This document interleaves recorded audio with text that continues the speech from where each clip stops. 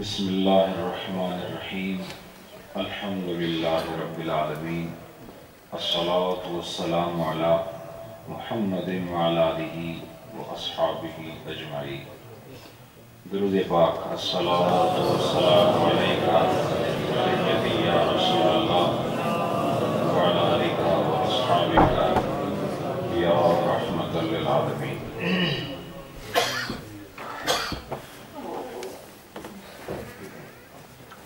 حاضرین محفل،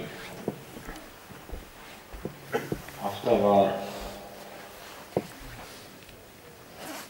ہماری محفل ذکر معمول کی رونقوں کے ساتھ جاری اور ساری ہے۔ اس محفل میں ہر 7 دنوں کے بعد 8ویں دن یہ رونق، یہ تاثیر اور لوگوں کی کثرت کے ساتھ حاضری اور پابندی کے ساتھ بلا تعطل مسلسل حاضری اس بات کی علامت ہے کہ اس محفل سے اللہ اور اس کا محبوب بھی راضی ہے۔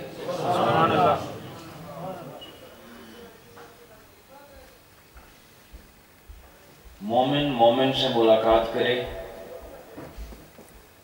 اس وقت بھی رحمت کا نزول ہوتا ہے،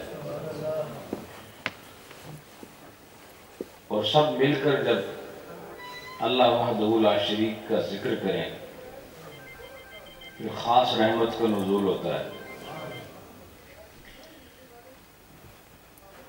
بڑی کامیابی کے ساتھ ہم اپنی منزل کی طرف بڑھ رہے ہیں۔ یہ 7 دنوں کے بعد سیکھنے کا موقع ملتا ہے، پچھلے گناہوں کو معاف کرانے کا جذبہ بھی ملتا ہے۔ ہم دعا بھی کرتے ہیں، التجا بھی کرتے ہیں، اللہ اللہ بھی کرتے ہیں، اس کے محبوب کی لائی ہوئی شریعت کا بیان بھی کرتے ہیں، تو گویا فیض طریقت بھی جاری ہے، فیض شریعت بھی جاری ہے۔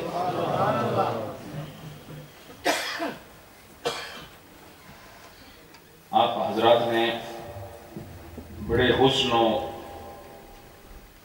ادائیگی کے ساتھ نپے تلے کلمات محترم خلیفہ محمد مظہر اقبال صاحب کی زبان سے سماعت کیے۔ میں کل بھی ساتھیوں کو یہ بتا رہا تھا کہ محترم خلیفہ مظہر صاحب یہ یہاں برطانیہ میں بہت عرصہ پہلے سے یہاں مقیم رہے ہیں، اور ماشاءاللہ یہ جو آپ کا برٹش ٹیلی کام ہے اس میں ان کی جاب ہوتی تھی، لیکن اس جاب کو چھوڑ کے جو طریقت کی دنیا میں قدم رکھا اور دنیا سے دین کی طرف راجے ہوئے، تو کوئی انہوں نے بہت بڑی تبلیغ نہیں سنی تھی، صرف ایک مرد حق شناس کا چہرہ دیکھا۔ تو وہ کام جو بڑی بڑی تقریروں سے نہیں ہو سکتے، بعض اوقات کسی کی ایک جھلک دیکھنے سے دل کی دنیا بدل جاتی ہے۔ اور ان شخصیات میں میرے اور آپ کے شیخ کامل حضور شیخ العالم دامت برکاتہم القدسیہ، ان کی زیارت ہی کئی منزلیں طے کرا دیتی ہے۔ صرف دیکھنا یہ ہے کہ جو آنکھ دیکھ رہی ہے اس کی نیت کیا ہے۔ بالکل یہ میں آپ کو صحیح بات بتا رہا ہوں، نبی پاک کو جس نے بھی دیکھا وہ صحابی نہیں ہے، جس نے خاص نیت سے دیکھا وہ صحابی ہے۔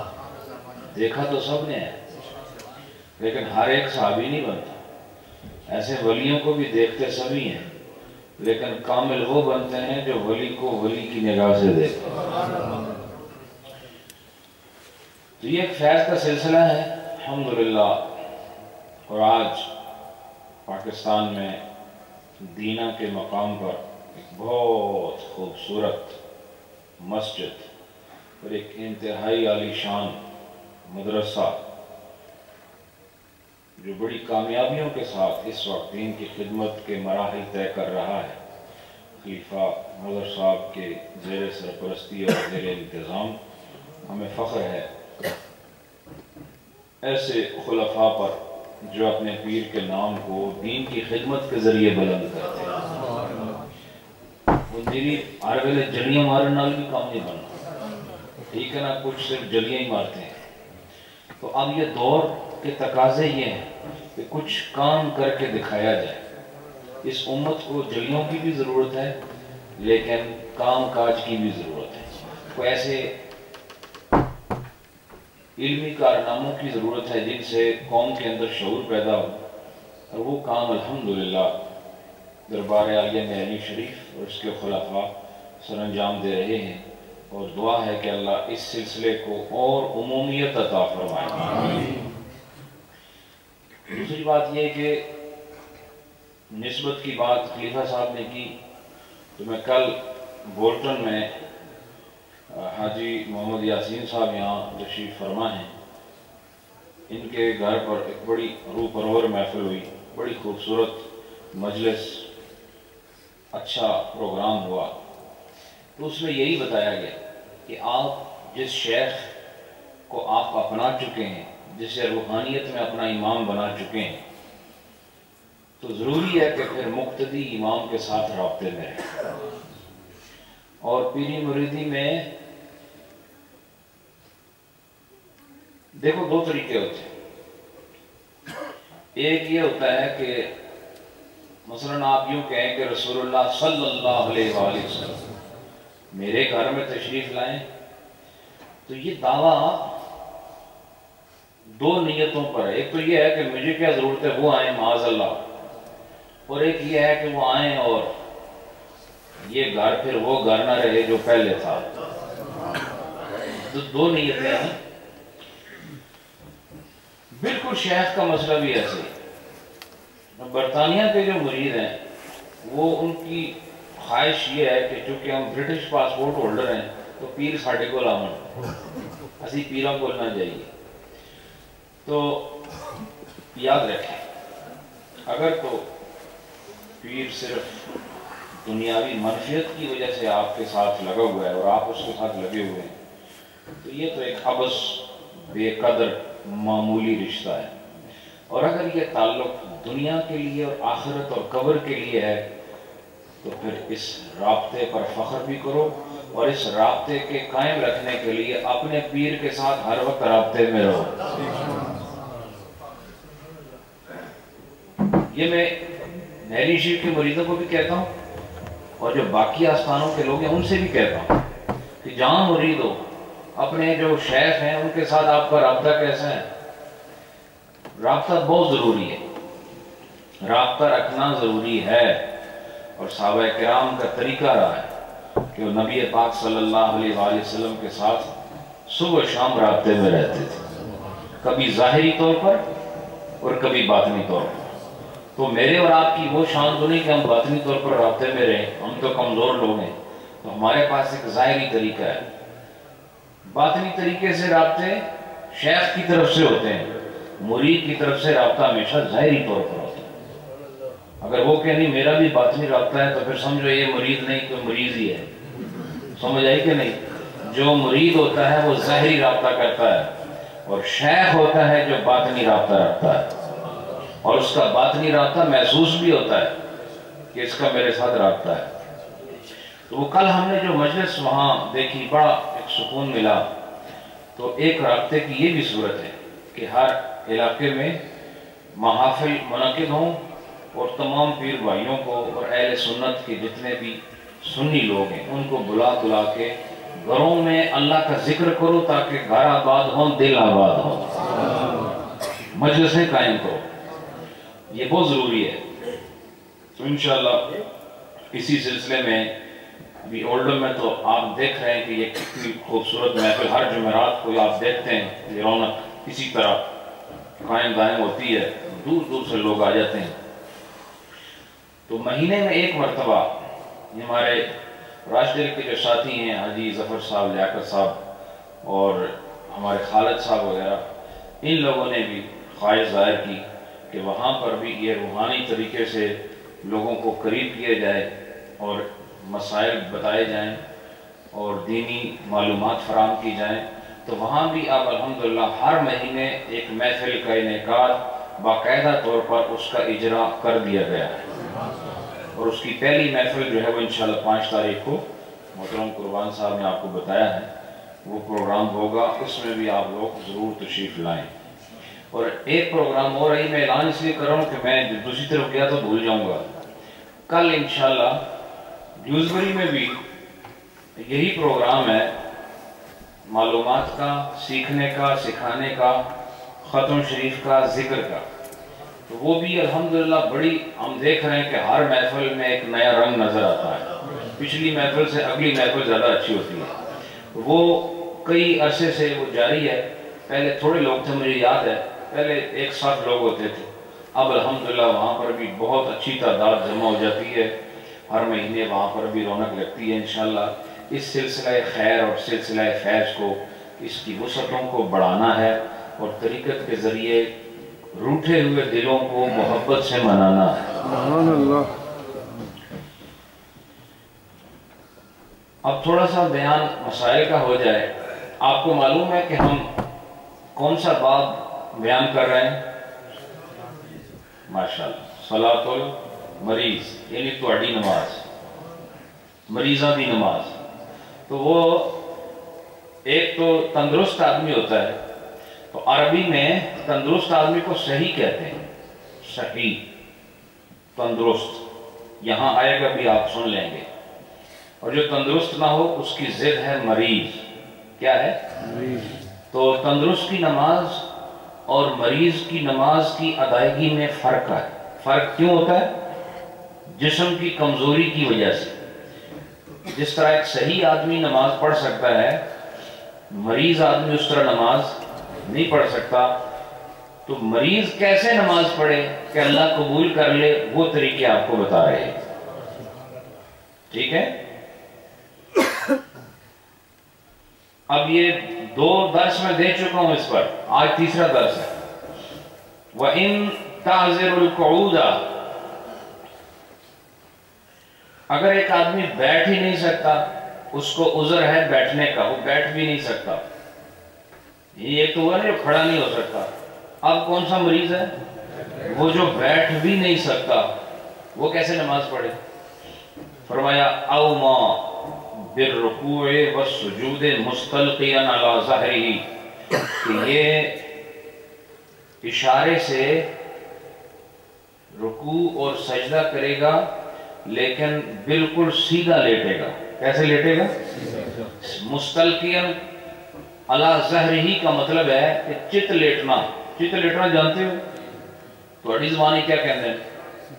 سیدھا، ٹھیک ہے؟ کوئی سیدھا کام بھی کرے تو ٹھیک ہے، سیدھے لیٹ جاؤ۔ سیدھا کیسے؟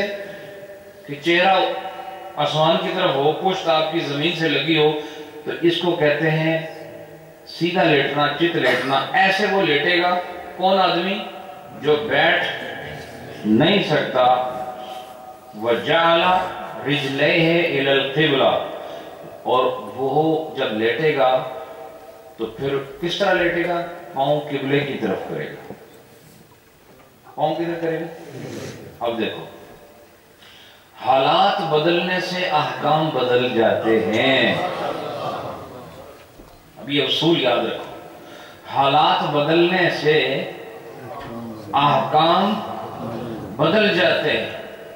قبلے کی طرف ہمارا عقیدہ یہ ہے کہ قبلے کی طرف نہ تھوکنا صحیح ہے، نہ اس طرف منہ کر کے آپ اپنی حاجت پوری کر سکتے ہیں۔ واش روم وغیرہ میں جائیں گے تو قبلے کی طرف منہ نہیں ہوگا، پشت نہیں ہوگی، اور نہ قبلے کی طرف تھوکنا ہے، اور نہ ہی قبلے کی طرف پاؤں کرنے ہیں، چاہے قبلے سے 1,00,000 میل دور ہی کیوں نہ ہو۔ جب یہ مسئلہ معلوم ہو گیا کہ قبلے کی طرف پاؤں کا تعلق قبلہ نظر آنے سے نہیں ہے، بلکہ جس سمت میں قبلہ ہے اس سمت کا احترام ہمیں شریعت نے سکھایا، اس سمت کا بھی، اس ڈائریکشن کا احترام شریعت میں موجود ہے۔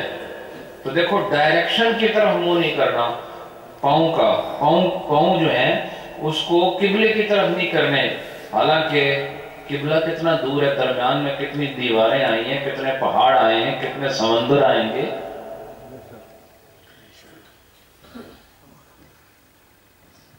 کہہ سکتا ہے آدمی کہ میرے پاؤں قبلے کی طرف نہیں ہیں، میرے پاؤں تو دیوار کی طرف ہے، یا میرے پاؤں تو دکان کی طرف ہے، میرے پاؤں تو سڑک کی طرف ہے، میرے پاؤں تو ایک پہاڑ کی طرف ہے۔ ہم کہتے ہیں کب ایک پاؤں قبلے کی طرف ہوں گے؟ تو وہ کہے گا اس وقت ہوں گے جب قبلہ سامنے نظر آئے گا۔ تو اب پاؤں کرے تو کہیں گے سامنے قبلہ ہے، پاؤں قبلے کی طرف ہے، لیکن جب میں 10,000 میل دور ہوں اب قبلہ تو سامنے نہیں، اب تو دیوار سامنے ہے، درخت سامنے ہے، پہاڑ سامنے، اس کو پاؤں ہو رہا ہے۔ تو میں پوچھتا ہوں 10,000 میل دور منہ جب قبلے کی طرف کر کے نماز پڑھتے ہو تو نماز ہو جاتی ہے؟ بولو نا، جب 10,000 میل دور منہ کر کے تمہاری نماز ہو جاتی ہے اس سمت کی وجہ سے، تو جس طرح نماز کا ہونا سمت کی وجہ سے ثابت ہو گیا، اسی طرح اسی سمت کی وجہ سے پاؤں کا ادھر ہونے سے بے ادبی ثابت ہو گئی۔ اگر یہ بات ہے تو پھر نماز بھی ہر وقت کعبے کے بالکل سامنے کھڑے ہو کے پڑھا کرو، یہ تمہارے لیے ممکن نہیں۔ تو معلوم ہوا کہ قبلہ تم سے دور ہو یا نزدیک، خدا نے اس کی طرف ادب اور احترام کی طرح کے انداز سے منہ کرنے کا حکم دیا ہے۔ معلوم ہوا کہ اب جتنا بھی دور ہو اور جتنا بھی قریب ہو قبلے کی طرف پاؤں نہیں کریں گے، نہ اس کی طرف منہ کر کے پیشاب کر سکتے ہو، نہ اس کی طرف منہ کر کے تھوک سکتے ہو،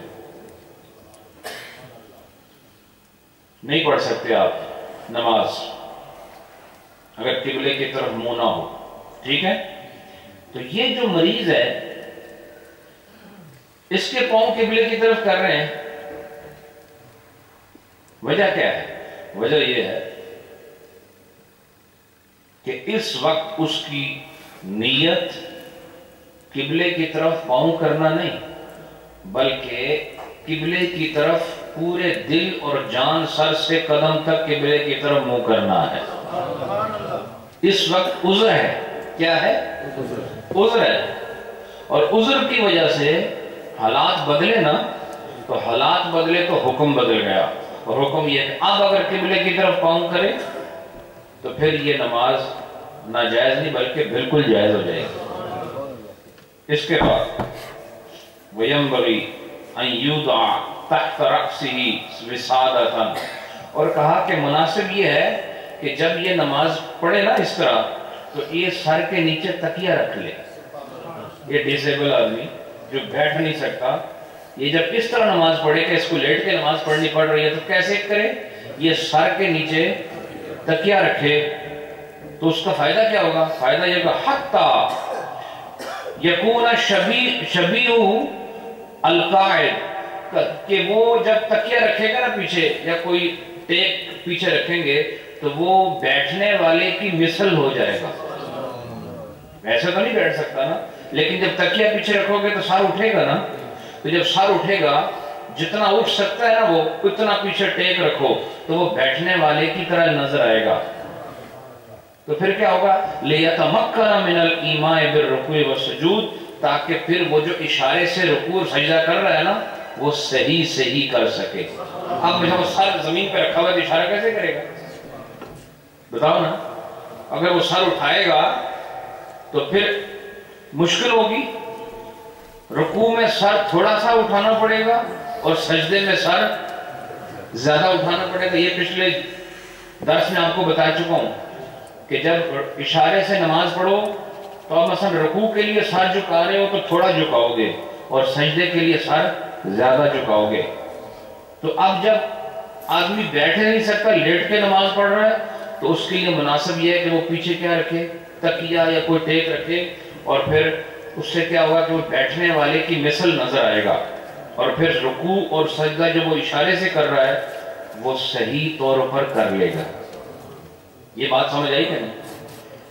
پھر وَإِنِ اسْتَجَعَ عَلَىٰ جَنْبِهِ وَوَجْهُ إِلَى الْقِبْلَةِ وَأَوْمَا جَازَ، اور کہا کہ اگر وہ اس طرح نماز نہیں پڑھتا جو پہلا طریقہ بتایا آپ کو کہ پاؤں قبلے کی طرف ہوں، بلکہ وہ اپنی سائیڈ پہ لیٹتا ہے، اپنے پہلو پہ لیٹتا ہے، تو پہلو دایاں بھی ہے بایاں بھی ہے، تو کہا کہ اگر وہ پہلو کے بل لیٹ رہا ہے، سیدھا نہیں لیٹ سکتا، تو یا لیٹ تو سکتا ہے لیکن وہ پہلو کے بل لیٹا اور اس کا منہ پھر بھی قبلے کی طرف ہو، منہ کس طرف ہو؟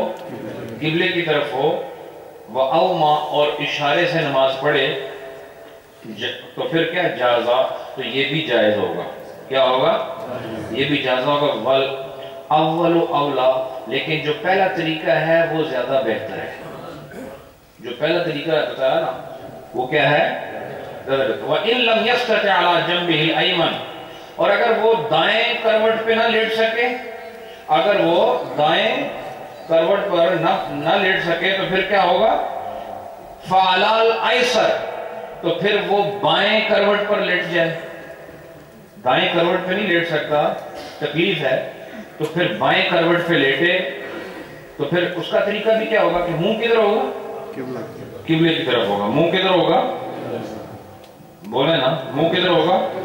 قبلے کی طرف۔ لیکن ان دونوں صورتوں میں سب سے اولا صورت کون سی ہے؟ وہی جو آپ کو پہلے بتائیے۔ اب مسئلہ آگے سنو۔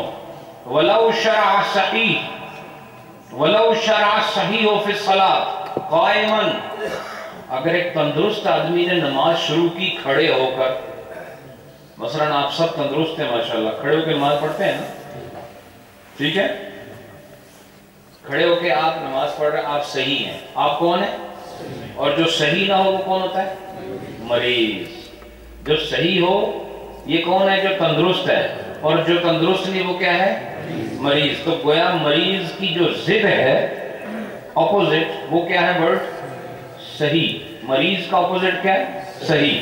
تو کہا وَلَوْ شَرَعَ صَحِيحٌ فِي الصَّلَاةِ، اگر ایک صحیح آدمی نے نماز شروع کی قائماً، کھڑے ہو کر، کیسے نماز شروع کی؟ کھڑے ہو کر نماز شروع کی، پھر کیا ہوا؟ فَحَدَثَ بِهِ مَرْضٌ يَمْنَعُهُ مِنَ الْقِيَامِ، تو پھر اس نے نماز تو شروع کی صحیح حالت میں، لیکن نماز شروع کرنے کے بعد اس کو ایسی سچویشن لاحق ہو گئی کہ وہ کھڑا نہیں ہو سکتا، لیکن شروع جب کی تھی اس وقت بالکل ٹھیک تھا۔ مثلا آپ نے کہا اللہ اکبر، پڑھا نا تو ٹھیک تھے، جیسے ہی کھڑے ہوئے اچانک آپ کو کوئی تکلیف ہو گئی اور آپ کھڑے نہیں رہ سکتے، آپ اس کا مسئلہ کیا ہے؟ صلی قاعداً، تو کہا کہ وہ بیٹھ جائے، کیا کرے؟ اور بیٹھ کے نماز پڑھے، یرکع و یسجد، اور رکوع بھی کرے اور سجدہ بھی کرے۔ وہ بیٹھ کے رکوع کرے اور پراپر سجدہ کرے۔ رکوع جیسے نفلوں میں نہیں بیٹھ کے نفل پڑھتے ہیں تو رکوع کرتے ہو نا، اس طرح رکوع کرے، اور پھر جس طرح نفلوں میں بیٹھ کے آپ نماز پڑھ رہے ہوتے ہیں پھر اس طرح سجدہ کرے۔ وَإِن لَمْ يَسْتَطِعْ فَمُؤْمِنًا قَاعِدًا، اور اگر پھر وہ سجدہ اور رکوع بھی پراپر نہیں کر سکتا، اتنا مریض ہو گیا کہ وہ بیٹھ تو سکتا ہے لیکن سجدہ اور رکوع میں جھک نہیں سکتا، تو فرمایا کہ پھر وہ کیا کرے؟ وہ بیٹھے بیٹھے اشارے سے سجدہ اور رکوع کرے، بیٹھے بیٹھے اشارے سے رکوع بھی کرے اور سجدہ کرے۔ فَإِن لَمْ يَسْتَطِعْ، اور اگر بیٹھ کے بھی نہیں کر سکتا، فَمُسْتَجِعًا، تو پھر لیٹ کے کرے۔ یہ اس آدمی کی بات ہے جو بالکل صحیح حالت میں نماز میں داخل ہوا، اللہ نہ کرے کسی کو ایسی مرض ہو، لیکن ہمارے فقہاء نے تمام مسئلے ذکر کر دیے ہیں جو کچھ ہو سکتا ہے، جو پاسبلٹیز ہیں ان سب کو ذکر کر دیا۔ وَمَنْ صَلَّى قَاعِدًا، اور جس نے بیٹھ کے نماز پڑھی، يَرْكَعُ وَيَسْجُدُ، اور وہ رکوع بھی کرتا ہے اور سجدہ بھی کرتا ہے۔ جو آدمی بیٹھ کے نماز پڑھ رہا ہے تو بیٹھ کے نماز کب پڑھے گا؟ ماشاءاللہ، بہت اچھی۔ کب پڑھے گا بیٹھ کے نماز؟ جب مریض ہوگا۔ ویسے وہ پڑھ سکتا ہے بیٹھ کے؟ بولو آپ بیٹھ کے نماز پڑھ سکتے ہو؟ جائز نہیں نا۔ تو جب پڑھے گا وہ کون ہوگا؟ مریض ہوگا۔ تو اب مریض کی بات کر رہے ہیں۔ من صلی قاعدًا، جو آدمی بیٹھ کے نماز پڑھ رہا ہو، یرکع و یسجد، اور رکوع اور سجدہ پورا کر رہا ہے لیکن کھڑا نہیں ہو سکتا، بیٹھ کے نماز پڑھ رہا ہے، ثم صح، پھر وہ اسی نماز کے دوران تندرست ہو گیا۔ یعنی نماز کیسے پڑھ رہا ہے؟ بیٹھ کے پڑھ رہا ہے، سجدہ اور رکوع بھی کر رہا ہے، لیکن پڑھتے پڑھتے وہ ٹھیک ہو گیا، مریض سے صحیح ہو گیا۔ اب مسئلہ کیا ہے؟ تو کہا کہ ثم صح، پھر صحیح ہو گیا، بنا علی صلاتہ قائما عند الشیخین رحمہم اللہ تعالی، تو فرمایا شیخین کے نزدیک پھر وہ یوں کرے کہ اسی نماز کو جہاں تک پڑھ لی ہے وہ ہو گئی، اور اس سے آگے جو نماز پڑھ رہا ہے وہ کھڑے ہو کے نماز پڑھ رہا ہے۔ بات سمجھ آئی کہ نہیں؟ یعنی جب تک عذر ہے نا اس وقت تک تو بیٹھ کے پڑھے گا، لیکن اگر نماز کے اندر کسی کو اللہ شفا دے دے، اب وہ اس کے بعد بالکل نہیں بیٹھ سکتا، اب اس نے باقی نماز وہیں سے آگے شروع کرنی ہے اور کھڑے ہو کے پڑھنی ہے۔ سمجھ آئی کہ نہیں؟ وَإِن صَلَّى بَعْدَ صَلَاتِهِ بِالْإِمَاءِ ثُمَّ قَدَرَ عَلَى الرُّكُوعِ وَالسُّجُودِ اسْتَأْنَفَ عِنْدَهُمْ جَمِيعًا۔ یہ کہتے ہیں کہ اگر کوئی آدمی، ایک آدمی نے تھوڑی سی نماز پڑھ لی ہے، کیا؟ اور وہ نماز کیسے؟ وَإِن صَلَّى بَعْدَ صَلَاتِهِ بِالْإِمَاءِ، تھوڑی سی نماز اس نے پڑھی اور وہ اشاروں سے پڑھتا ہے نماز۔ کیسے پڑھتا ہے؟ اشاروں سے پڑھتا ہے، اور تھوڑی سی پڑھی ہے۔ ثُمَّ قَدَرَ عَلَى الرُّكُوعِ وَالسُّجُودِ، لیکن وہ تھوڑی سی پڑھنے کے بعد اس کو قدرت حاصل ہو گئی کہ اب وہ رکوع بھی کر سکتا ہے، سجدہ بھی کر سکتا ہے، تو فرمایا اسْتَأْنَفَ عِنْدَهُمْ جَمِيعًا، تو فرمایا کہ پھر اس کا مسئلہ یہ ہے کہ وہ وہاں سے نہیں شروع کر سکتا، اس کو نئے سرے سے نماز پڑھنی پڑے گی۔ سمجھ آئی کہ نہیں؟ جو آدمی اشارے سے سجدہ اور رکوع کر رہا ہے، وہ اگر تھوڑی سی اس نے نماز شروع کی اور نماز شروع کرنے کے بعد وہ ٹھیک ہو گیا، اور اس کو پتہ ہے کہ میں نمازیں جو 2-3 دن سے پڑھ رہا ہوں، میں یہ اشارے سے پڑھ رہا ہوں، رکوع بھی اشارے سے کرتا ہوں، سجدہ بھی اشارے سے کرتا ہوں، اب وہ اس نے نماز شروع کی اللہ اکبر، اور جیسے پڑھی تو اس کو ایک دم احساس ہوا کہ میں ٹھیک ہو گیا ہوں، اب وہ اس کو وہاں سے جاری نہیں کر سکتا، اس کو نئے سرے سے نماز پڑھنی۔ سمجھ آئے؟ اب پھر کہا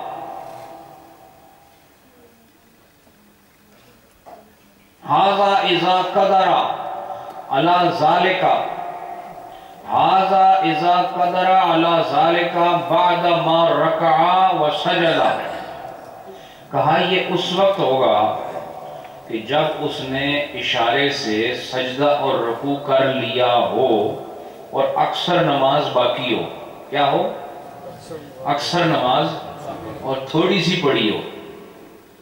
تھوڑی کیا ہوگی؟ تھوڑی کا مطلب یہ ہے نا کہ زیادہ رہ جائے اور تھوڑی پڑھی ہو، یہ تھوڑی ہے۔ زیادہ رہ جائے اور جو پڑھ لی ہے وہ تھوڑی ہے۔ فرمایا کہ یہ اس وقت ہے یہ مسئلہ کہ جب وہ نئے سرے سے نماز شروع کرے گا۔ یہ کب ہے؟ کہا یہ اس وقت کہ جب وہ رکوع اور سجدہ، یہ لائنیں بڑی دھوکے باز لائنیں، ھذا اذا قدر علی ذالک بعد ما رکع وسجد، کہا کہ یہ مسئلہ اس وقت ہے کہ جب اس نے سجدہ اور رکوع کو کر لیا ہو، سجدے اور رکوع کو کر لیا ہو لیکن اشارے سے، رکوع اور سجدے کو کر لیا ہو اشارے سے، تو تب وہ کیا کرے گا؟ اب اگر وہ درست ہو گیا تھوڑی سی نماز پڑھی ہوئی ہے، تو کہا اب یہ اس نماز کو وہاں جاری نہیں کر سکتا چونکہ اکثر حصہ پیچھے باقی ہے، اب یہ نئے سرے سے نماز پڑھے۔ تو فرمایا اما اذا قدر بعد الافتتاح قبل الاداء صح له البناء، اب یہ کہتے ہیں کہ ہاں اگر وہ قدرت اس کو حاصل ہو گئی سجدہ اور رکوع کرنے کی صرف اللہ اکبر کہنے کے بعد، اور باقی اس نے ابھی سجدہ نہیں کیا، جب اللہ اکبر کہتے ہو تو اللہ اکبر کہنے تک تو وہ معذور تھا، اس کو پتا تھا کہ میں نے سجدہ بھی اشارے سے کرنا ہے، میں نے رکوع بھی اشارے سے کرنا ہے، تو اس نے کیا کیا؟ اللہ اکبر کہا، اللہ اکبر کہنے کے ساتھ ہی خدا نے صحت عطا فرما دی۔ تو جب صحت ادا ہو گئی اور عطا ہو گئی تو اور پھر اس کو کیا حکم ہے کہ اب وہ دوبارہ اس نماز کو توڑے نہیں، اس نماز کو توڑے نہیں، وہیں سے اپنی نماز شروع کر دے اور اللہ نے جو اس کو قدرت دی ہے اس کے مطابق پورا سجدہ کرے اور پورا رکوع کرے۔ سمجھ آ گیا؟ لیکن اگر اس نے سجدہ بھی کر لیا اور رکوع بھی کر لیا اشارے سے، اب ٹھیک ہوا، تو اب پھر نئے سرے سے کرے گا۔ کیا کرے گا؟ نئے سرے سے۔ اور اگر بس بالکل شروع ہی کی ہے اور اس کو پتہ لگا نہیں میں سجدہ اور رکوع کر سکتا ہوں، تو پھر وہ نماز چھوڑنے کی ضرورت نہیں، باقی نماز پورا سجدہ اور پورا رکوع ادا کر کے ادا کرے۔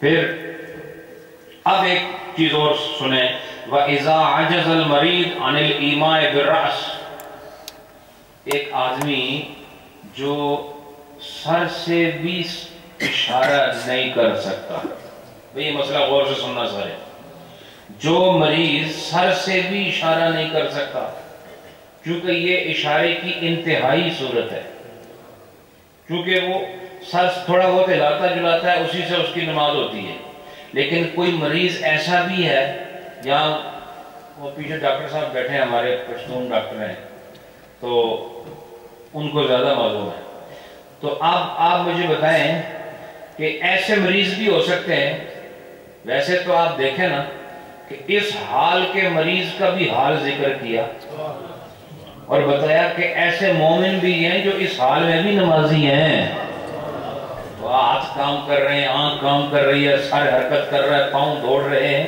پھر بھی نماز نہیں پڑھ رہا، اور یہاں ان کی بات ہو رہی ہے جن کا سر ہلانا بھی ممکن نہیں رہا، لیکن پھر بھی نماز کی بات ہو رہی ہے نا۔ وہ جو کھڑے ہو کے نہیں پڑھ سکتا کہ آپ بیٹھ کے پڑھو، بیٹھ کے نہیں پڑھ سکتے لیٹ کے پڑھو، پھر طریقے بتائے جا رہے ہیں، کچھ اہمیت کا احساس ہے، نماز کیا ہے، نماز کا درجہ کیا ہے، کچھ پتہ ہے آپ؟ اتنی باریکی کے اندر اور اتنے آپشن ذکر کرنے کا مقصد یہی ہے کہ نماز واقعی افضل العبادات۔ دیکھو جب آپ موت کے قریب ہو اور سر ہلا سکتے ہو تب بھی نماز پڑھنا آپ پر فرض ہے کہ نہیں؟ تو پھر میری ٹرین جا رہی ہے، میری فلائٹ جا رہی ہے، میرا اپوائنٹمنٹ جا رہی ہے، کونسل میں سائن کرنے کا ٹائم ہو گیا، یہ عذر اللہ کی بارگاہ میں پیش ہو سکتے ہیں؟ بولو نا، نہیں ہو سکتے نا۔ ہمارے جو پکے نمازی ہیں وہ بھی جب پاکستان جا رہے ہوتے ہیں نا تو ایئرپورٹ میں باقاعدہ نماز کی جگہ بنی ہے، تو وہ کہتے ہیں نہیں ہم تو پاکستان جا رہے ہیں اسے ہی پڑھتا، حالانکہ یہاں ایئرپورٹ میں 2 گھنٹے بیٹھے رہتے ہیں اور وہاں نماز کا وقت آتا ہے نہیں پڑھتے۔ اور پھر باوضو رہنا چاہیے، مومن اور صوفی کا تو طریقہ یہی ہوتا ہے کہ وہ ہر وقت باوضو رہتے ہیں، اور جہاز کے اندر جب وقت آ جائے اس وقت بھی کوشش کرنی چاہیے نماز ادا ہو جائے وہیں پر۔ ہو سکتا ہے آپ کو زمین پر پاؤں لگنا ممکن نہ ہو سکتا ہے کہ آپ زمین تک نہ پہنچیں اور اس سے پہلے سجدے ادا ہو جائے، ہو سکتا ہے۔ اور پھر یہ مومن کے فکر کی بات ہے، ایسے آپشن جو ذکر کر رہے ہیں مریضوں کے لیے کہ وہ کس طریقے سے نماز پڑھے، تو پھر مومن کو خبردار رہنا چاہیے کہ خدا تعالیٰ نے پوچھنا ہے اور اللہ کے سامنے پھر کس نے جواب دینا ہے، بہت مشکل کام ہے۔ تو عذر وہ رکھو جو عذر قابل قبول ہو، اور عذر اگر قابل قبول ہو تو خدا پوچھے گا ہی نہیں، ویسے ہی قبول فرما لے گا، اور عذر نہ ہوا اور تم نے عذر بنانے کی کوشش کی تو پوچھے گا پھر وہ عذر ہوگا نہیں اس لیے قبول نہیں ہوگا. عذر ہوگا نہیں قبول. مثال کے طور پر دونوں ہاتھ دونوں فرض ہیں نماز میں. بولتے نہیں آپ لوگ. جب وضو کرتے ہو دونوں ہاتھ دونوں فرض ہے کہ نہیں؟ لیکن جس کا ہاتھ ہی کٹا ہوا ہے اب اس سے پوچھا جائے گا کیوں کہ اس کا عذر نظر آ رہا ہے. تو عذر جب ہوگا تو خدا پوچھے گا ہی نہیں, اور جب نہیں ہوگا تو پوچھے گا نا. اس لیے تیاری کرو اور نماز کی پابندی کرو. یہ بار 10-10 گھنٹے ٹاؤن میں پھرنا, ٹیلی ویژن کے آگے منحوس صورت لے کر 10-10 گھنٹے بیٹھے رہنا, اور مؤذن کی اذان آئے تو چینل چینج کر دینا. بس میرے پاس کوئی لفظ نہیں, چھوڑے یہ کوڑی ہو جیسی محفل, میرے پیچھوں لفظ بڑے ڈٹے آ رہے ہیں. اچھا اب یہ بتا رہے ہیں کہ اذا عجز المریض عن الایماء بالراس, اگر مریض سر کے اشارے سے بھی نماز نہیں پڑھ سکتا, اس کو اتنا وہ کریٹیکل ہے اور فائنل سٹیج پر ہے, یا فائنل سٹیج تو نہیں لیکن ڈاکٹروں نے کہہ دی یہ لائف ٹائم بس اب یہ ہل جل نہیں سکتا, سر بھی نہیں ہلا سکتا, لیکن اس کا دماغ حاضر ہے. نماز کب تک فرض ہے؟ جب تک دماغ حاضر ہے. جب تک دماغ حاضر ہے نماز فرض ہے, اور دماغ حاضر نہیں تو نماز فرض نہیں. تو جو آدمی زندہ ہے اور دماغ حاضر نہیں اس پہ فرض بھی نہیں. ٹھیک ہے کہ نہیں؟ اس پہ فرض نہیں, کیونکہ اس کو وہ بے ہوش ہے, 10 سال سے بے ہوش پڑا ہوا ہے. ایسے مریض نہیں ہیں جن کو کوئی پتہ نہیں, وہ مشینوں کے سارے پڑے ہوئے ہیں بستروں پر, لیکن وہ جو ہل جل نہیں سکتا لیکن دماغ حاضر ہے, تو ان کے لیے مسئلہ ہے. تو وہ کیا کرے؟ فرمایا فی ظاہر روایت یسقط عنہ فرض الصلاۃ, تو کہا کہ ایسا آدمی کہ جو اتنا مریض ہو گیا ہے اب وہ سر بھی ہلا کے اشارے سے نہیں پڑھ سکتا, اس کا فرض ساقط ہو گیا. ساقط ہونے کا مطلب اب اس پہ وہ فرض نہیں رہا, اب اس پر فرض نہیں رہا.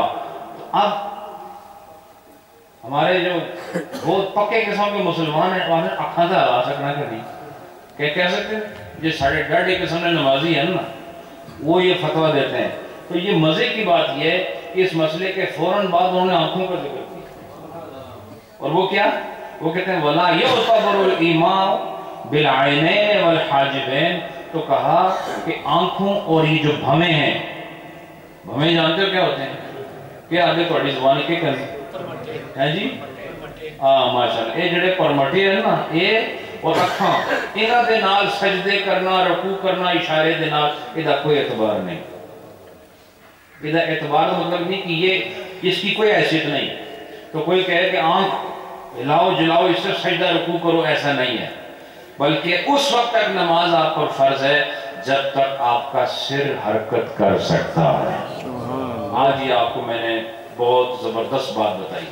کب تک آدمی پر نماز فرض ہے؟ جب تک اس کا سر حرکت کر سکتا ہے. جب تک سر حرکت کر سکتا ہو اس وقت تک نماز اس پر فرض ہے. اور جسم میں اشرف الاعضاء ہے ہی چہرہ, اور چہرہ یہ سر کے ساتھ ہے, اور اسی کو اللہ کی بارگاہ میں جھکانا مقصود ہوتا ہے. تو کہا کہ عذر کی ایک انتہا ہے, اور عذر کی انتہا کیا ہے کہ وہ سر بھی ہلا نہ سکے, اب اس پر نماز فرض نہیں.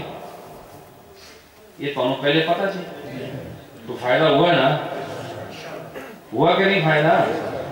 تو اب مجھے بتاؤ کہ اتنی اہمیت کے ساتھ جب وہ مسائل کو بتا رہے ہیں تو ضروری ہے کہ نہیں کہ ہم نماز کی پابندی کریں؟ بولو نا. آپ سب لوگ 5 وقت کی نماز پڑھو, یہ مشورہ نہیں ہے, یہ اللہ کا حکم ہے. ٹھیک ہے؟ اب یہ میں مسائل ختم کر رہا ہوں. ایک آخری چیز اس میں وہ سماعت کر لیں آپ. ثم اذا خف مرضہ, اچھا اگر اس کا جو وہ مرض ہے وہ تھوڑا کم ہو جائے, اسی مریض کا جو سر نہیں ہلا سکتا, مثلا تساں آکھے جی بابا جی اور ترن آ لیں 2 دنوں بعد, وہ ٹھیک ہو گئے, پریشان ہو گئے, ٹھیک ہے, کسی وجہ سے وہ ٹھیک ہو گئے, تو آپ نے کہا کہ ٹھیک ہو گیا. اب مسئلہ یہ ہے وہ جو سر نہیں ہلا سکتے تھے، وہ تو نماز ان پر فرض نہیں، لیکن وہ کہہ رہے ہیں کہ مرض کسی کا لمبا ہو سکتا ہے، کسی کا چھوٹا۔ ابھی کہہ رہے ہیں کہ اذا خف مرضو، جب اس کا مرض خفیف ہو جائے، ہلکا ہو جائے، کم ہو جائے، هل يلزمه القضاء، کیا اس پر قضا لازم ہے؟ اب تو سرے لا سکتا ہے، اب اس پر قضا لازم ہے؟ یہ سوال کر رہے ہیں، یہ سوال کر رہے ہیں۔ اختلافو فیہ، کہا اس میں علماء نے اختلاف کیا ہے، اس پر قضا ہے کہ نہیں۔ اور کہ قال بعضهم، بعض علماء نے یہ کہا ہے ان زاد عجزه علی یوم و لیلۃ لا یلزمه القضاء، کہ اگر کسی کا مرض ایک دن اور ایک رات سے زیادہ ہو گیا، کسی کا عجز، کسی کا مرض، کسی کی ڈسیبلٹی، کس چیز کی ڈسیبلٹی؟ موومنٹ آف ہیڈ، اگر ہیڈ کی موومنٹ ایک دن اور ایک رات سے زیادہ تک ڈسیبلٹی قائم رہی تو کہا اس پر کوئی قضا لازم نہیں۔ یومن و لیلتن، ایک دن اور ایک رات، اور ایک دن اور ایک رات کا مطلب 24 گھنٹے، یعنی 24 گھنٹے سے زیادہ جس آدمی کا سر ہل جل نہ رہا ہو اس پر کوئی قضا نہیں، لیکن 24 گھنٹے سے پہلے پہلے جو آدمی صحتیاب ہو گیا اس کا مسئلہ بتا رہے ہیں۔ وَإِن كَانَ دُونَ ذَلِكَ يَلْزِمُهُ، کہا کہ اگر وہ ایک دن اور ایک رات سے تجاوز نہیں ہوا بلکہ 24 گھنٹے کے اندر اندر ہی وہ واپس ٹھیک ہو گیا تو یہ جو 5 نمازیں اس کی قضا اشارے سے اس پر لازم ہو جائے۔ اب آپ سمجھے مسئلہ؟ 24 گھنٹے سے زیادہ ڈسیبلٹی ہو جائے تو قضا نہیں ہے کس آدمی کی؟ جو سر بھی نہیں ہلا سکتا، لیکن اگر 24 گھنٹے کے اندر اندر وہ جو سر نہ ہلانے کی بات تھی وہ ختم ہو گئی، آپ سر ہلا سکتا ہے، تو 24 گھنٹے کے اندر اندر جتنی نمازیں جو آخری پڑھی تھی اس کے بعد جتنی رہ گئیں، 1 رہ گئی، 2 رہ گئی، 3 رہ گئی، 4 رہ گئی، تو اس پر کیا ہوگا؟ ان کی قضا لازم ہوگی۔ کما فی الاغما، جیسے کہ بے ہوشی کا مسئلہ ہے، تو بے ہوشی کا مسئلہ بھی یہی ہے، ایک آدمی بے ہوش ہے، یہ مسئلہ بھی سن لو چونکہ یہ صحت مندوں کے ساتھ بھی ہو سکتا ہے۔ ایک آدمی بے ہوش ہو گیا، مثلا اللہ نہ کرے تسی اتھے ہی بے ہوش ہو جاؤ، اگے عشاء کا ٹائم آ رہا نا کہ عشاء ہو گئی ہے، عشاء ہو گئی ہے نا؟ ہاں ماشاءاللہ، تو یہ تک تو پتہ ہے جو نہیں ہوئی، ابھی آپ بے ہوش ہو جاؤ تو عشاء کی نماز آگے آ رہی ہے نا، تو آپ بے ہوش ہو گئے، 1 گھنٹہ گزرا، 2 گھنٹے گزرے، 3 گھنٹے گزرے، آپ کو ہوش آیا رات 4 بجے، کتنے بجے؟ اب یہ عشاء کی نماز آپ کے ذمہ قضا ہے، اس کو پڑھنا پڑے گا۔ پھر آپ بے ہوش رہے، کل فجر کے بعد ہوش آیا، اب یہ عشاء اور فجر دونوں آپ کے ذمہ ہیں۔ پھر آپ بے ہوش رہے، ظہر تک بے ہوش رہے، یعنی آج رات سے کل تک کی بات کر رہا ہوں، کل ظہر تک بے ہوش رہے تو ظہر تک آپ پر لازم ہے، اور عصر تک رہے تو عصر تک لازم ہے، لیکن اگر پھر اگلی عشاء تک بے ہوش رہے، یعنی پوری دن اور پوری رات یہ اگر بے ہوش رہے اس سے زیادہ، یعنی 5 نمازوں سے زیادہ، 6ٹھی نماز میں داخل ہو گئے بے ہوشی میں، اب یہ 5 نمازیں آپ کے ذمہ لازم نہیں قضا کر، یہ بے ہوش آدمی کی بات بتا رہا ہوں۔ لیکن اگر 6ٹھی نماز میں داخل ہونے سے پہلے پہلے ہوش آ گیا تو یہ پچھلی جو 5 نمازیں ہیں اس کی قضا آپ کو ادا کرنی ہوگی۔ یہ بے ہوش آدمی کا مسئلہ ہے، وہ کہہ رہے ہیں جو مسئلہ بے ہوش آدمی کا ہے نا وہی مسئلہ اس ڈسیبل آدمی کا بھی ہے، کہ اگر یہ 1 دن اور 1 رات کے اندر اندر واپس ٹھیک ہو جاتا ہے تو وہ پچھلے دن کی نماز اس کو ادا کرنی پڑے گی، لیکن اگر 1 دن اور 1 رات سے متجاوز ہو جائے بیماری تو پھر اس کی قضا اس کے ذمہ نہیں۔ بہرحال اللہ خوش رکھے۔ مجھے پتہ ہے یہ کم اوکھا ہے،